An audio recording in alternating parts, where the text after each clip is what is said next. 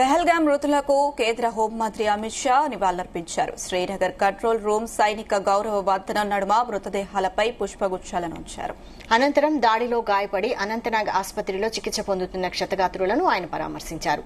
శ్రీనగర్లో బాధితులతో మాట్లాడి ఓదార్చారు. మృతదేహాలను స్వస్థలాలకు తరలించేందుకు ప్రత్యేక విమానాలను కేంద్రం ఏర్పాటు చేసింది.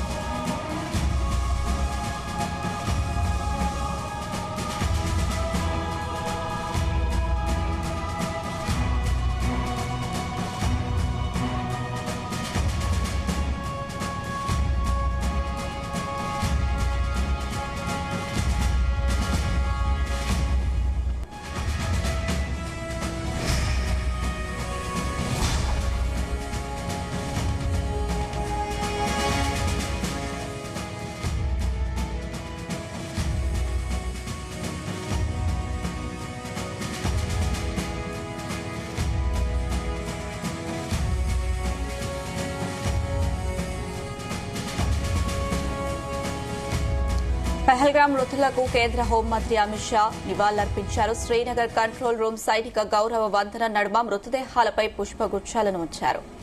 అనంతరం దాడిలో గాయపడి అనంతనాగ్ ఆసుపత్రిలో చికిత్స పొందుతున్న క్షతగాత్రులను ఆయన పరామర్శించారు.